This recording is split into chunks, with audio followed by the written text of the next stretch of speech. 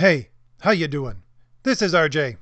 So, I'm just so excited about my graphic novel that is now up on Indiegogo that I have to show you the pictures of the colored work that is coming into me. I finally got a colorist for my graphic novel, and I just have to tell you this right at the first and show you this beautiful art because this is a visual feast. I love creating things this way. This is part of the reason why I made this channel. I love the beauty that you can find in these simple stories, and now I'm creating one. So I just wanted to get that out of the way and say that at the first, because if you have any interest at all in my graphic novel, the link is in the description for the Indiegogo campaign where you can go and place an order. Or alternatively, you could just share the link, which is in the description, on your social media, because the biggest thing about getting this made and actually being able to do it again, which hopefully I will be doing another one. The biggest challenge to that is getting the word out there and letting people know that my graphic novel actually exists. So the link is in the description. And give me a comment. Tell me what you think about this coloring. But to move on to my topic today, what I wanted to discuss was partly what I had discussed last week when I did a very focused, small character study of Batman, showed why he was not a hero anymore compared to what he used to be, and how this was actually telling towards the sickness in our culture. And I want to go over that argument just very briefly here, but if you want to hear the entire thing, I'll link that in the description and at the end of this video if you wish to go and watch it. But my basic premise in that video was the fact that, as I'm always saying, according to Western civilization, a true hero is a paragon of virtue. And Batman is no longer a paragon of virtue. Why? Because he is now super preparedness man, where he uses his millions or billions of dollars, I don't know exactly which it is right now, to be prepared for every eventuality that he can come up with, and so defeat his enemy that way. But the point being that if you actually use reason and logic, you don't need to prepare for every eventuality. All you have to do is to take what is in front of you, the clues in this case, and it's all about clues because he's a detective. In Detective Comics, he is a copy originally of Sherlock Holmes, and so this all applies to Sherlock Holmes as well. He takes those clues in front of him. All he has to do is take that information that's in front of him and abstract upwards to its causes to find out where it comes from, what is the principle behind it, what is the universal behind it, and then once he gets to that point, he can take that universal, that principle, and abstract back downwards towards the present situation and understand, without having to prepare for every eventuality, he can understand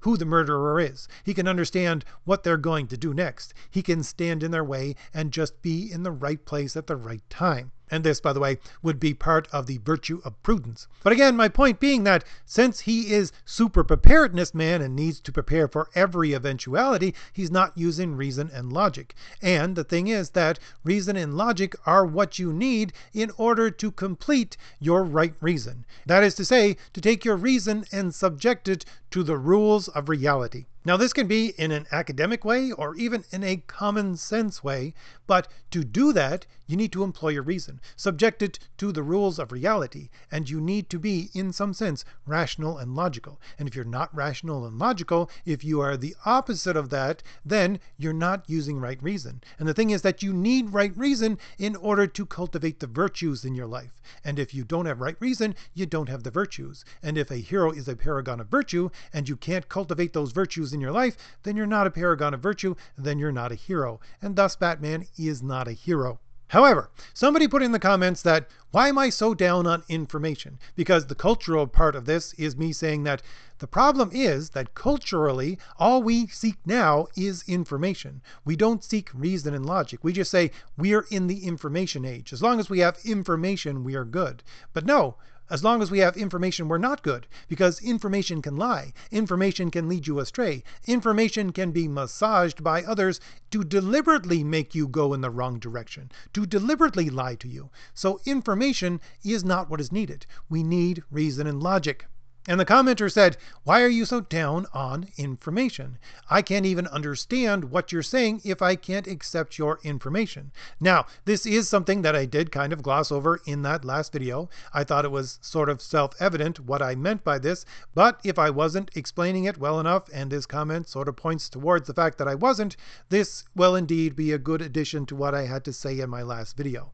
And I would say it would even stand on its own. And look at why information is simply no good on its own. And in order to do so, I want to go back through that process that Sherlock Holmes would use, that Batman would use, that someone would use as a detective in an older sense to try to figure out what's going on.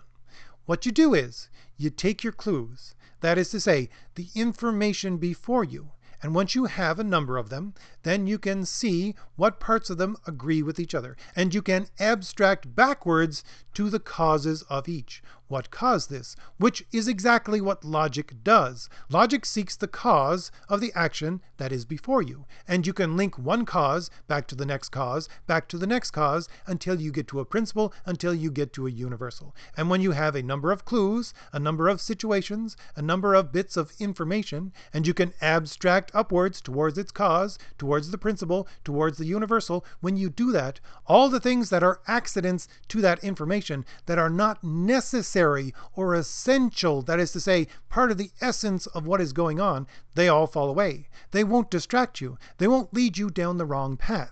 And additionally, within mystery stories, it will also allow you to discount the things that are deliberately put in your way to try to put you down the wrong path. And so, once you have that cause, once you abstract upwards to the universal, then you can take that universal and abstract back downwards to the present situation, towards what is going on in the present time, and find out who the murderer is, find out why they did this, find out what they're going to do next, and be prepared for that thing and that thing only. Now, I'm sure someone might be saying to themselves, that seems like an awful long process. Can't we just use the information as it is presented to us? Can't we organize it ourselves, and not have to go through all of this in order to use it sufficiently?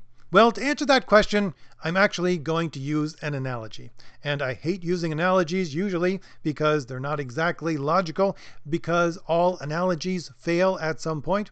But I think this poetic analogy actually would serve to understand what is going on with logic and reason in accord with information in a way that is very telling. I like to think of information as gold that you just dug up out of the ground. This gold, this rock that you've dug up out of the ground, it has dirt on it. It is mixed with various kinds of other rock. It is mixed with possibly other kinds of metal. It has all of these things attached to it besides the gold that is there with it. And the thing is that that rock of gold really isn't very useful to you. So what you do in order to make this rock of gold useful to you is that you submit it to the trying fires of purification. You use that intense heat of smelting in order to burn away all of the imperfections, in order to burn away all of that dirt, all of that extra rock, all of those other kinds of metal that may be there. And once you have submitted it to that furnace and burned away all of those other things that are not gold, then you are left with pure gold. And at that point, you can take that gold and shape it into something that is useful. And to extend the analogy, you could make something like a gold coin, and you can take it and use it to buy what you need. And therefore, that gold coin is so much more valuable than that rock which contains gold in it. And again, I realize it's an imperfect analogy because all analogies are imperfect. But this process of gold and making it useful is the same process that we submit information to. Information is like a rock that you dig out of the ground.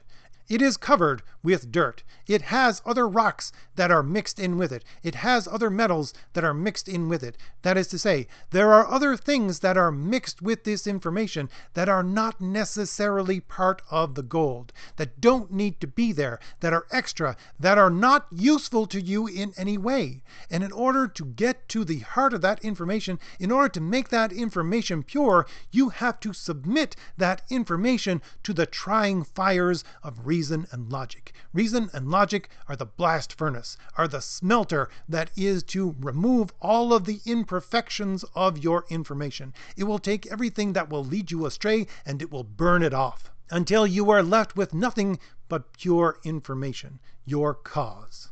And once you have that pure information, that universal, then you can take that information and again shape it into something that becomes ultimately useful, something that you can make into so many other things that become useful to you. And that pure information that has been subjected to those trying fires of reason and logic, you can apply to the current situation and it becomes ultimately useful. Much more useful than that information that you just dug up out of the ground that had all those admixtures of error with it. And that's exactly the point of why I want to go over this.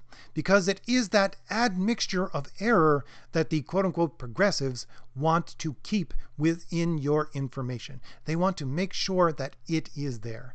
Because even though they rail over and over again against reason and logic, just like that Smithsonian article that I went over months ago, where the Smithsonian declared that reason and logic are part of whiteness, a part of racism, are part of white supremacy, well, what are they doing?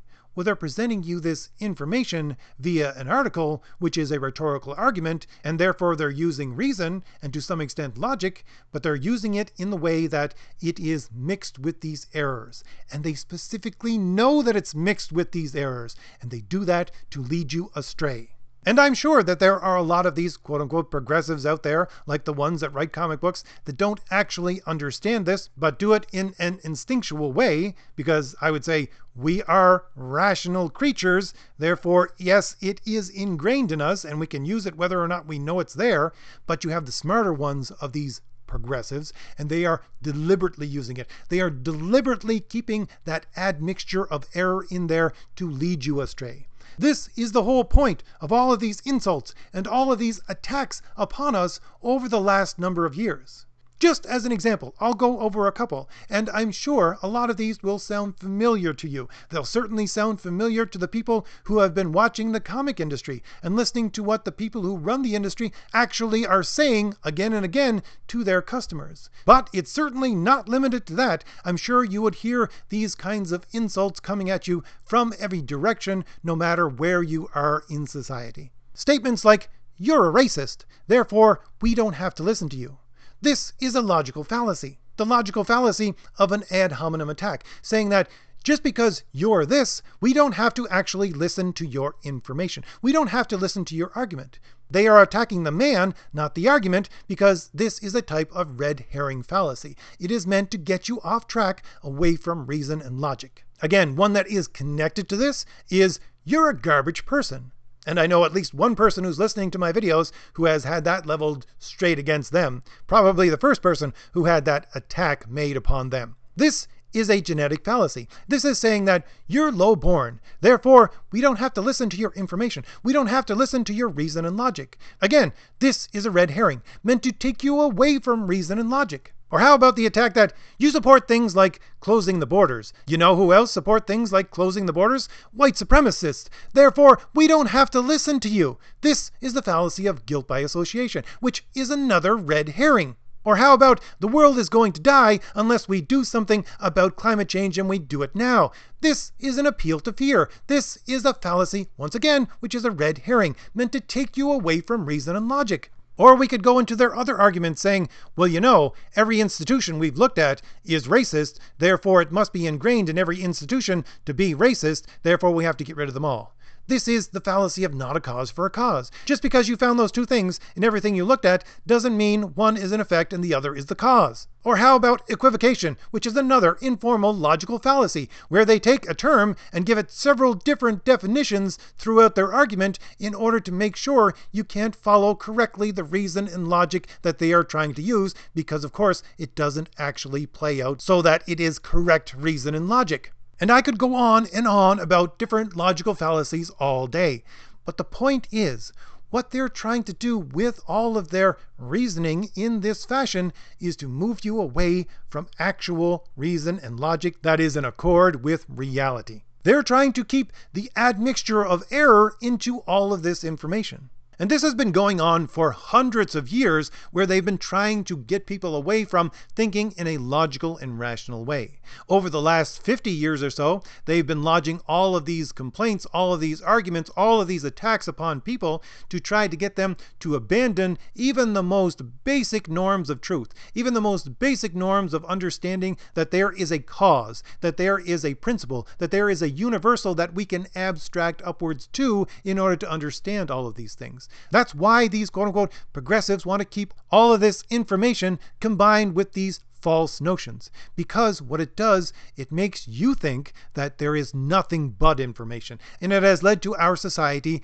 where we live in an information age, where everybody thinks it's all about the information. That's exactly what they want. That's exactly the point of what has been going on for decades and decades with these kinds of arguments leveled against anybody who disagrees with the quote-unquote progressive agenda. And the whole point of all of that, and there is a point, is that we are getting to that point right now where their end game is coming into view. And their end game is that where the progressives say, you know what, we now have all the power. Therefore, we get to declare what information is correct and what information is false. We are the ones, because of our power, that's why they're always amassing power, we are the ones, because of our power, that get to declare what is right and what is wrong. Because we are the ones who get to declare what information is right and wrong. And of course, you have nothing but information because you have long ago, as a society, abandoned the idea of logic and reason and abstracting backwards to a cause. And they have taken away our ability to outflank them by using reason and logic.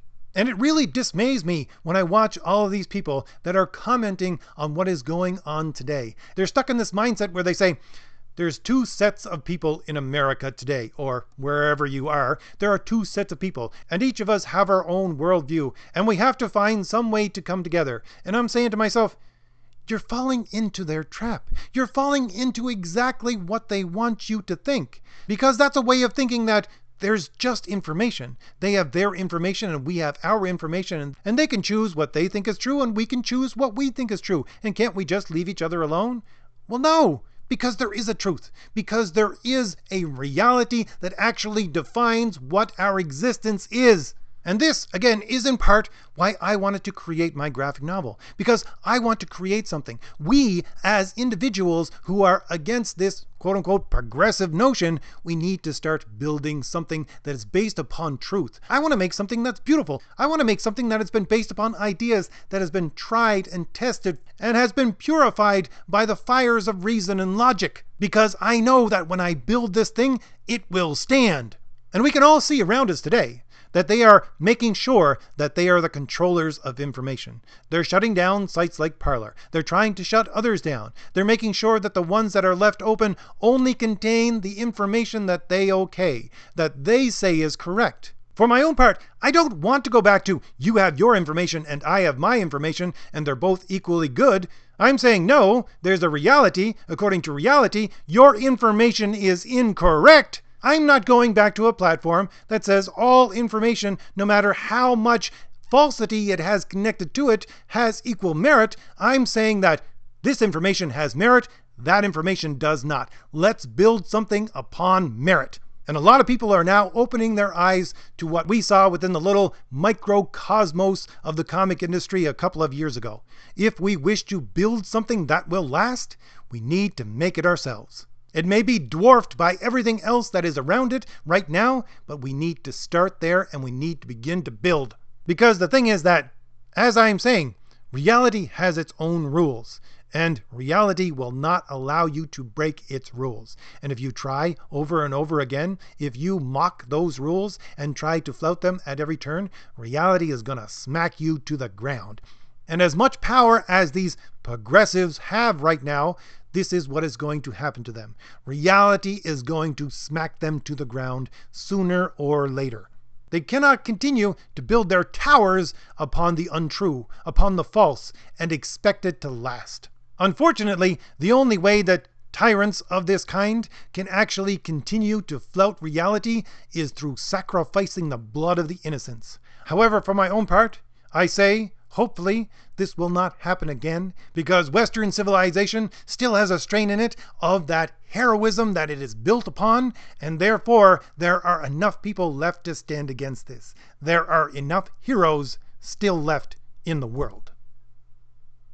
So, if I've given you anything new to think about, hit like, hit the shield in the lower right hand corner of your screen to subscribe, and leave me a comment. Tell me what you think about all this. And once again, don't forget, the link is in the description for my graphic novel. If you want a good hero story or a good superhero story, you might want to go over and give it a look. Or, as I said, simply share the link on your social media so I can get the word out there about my graphic novel.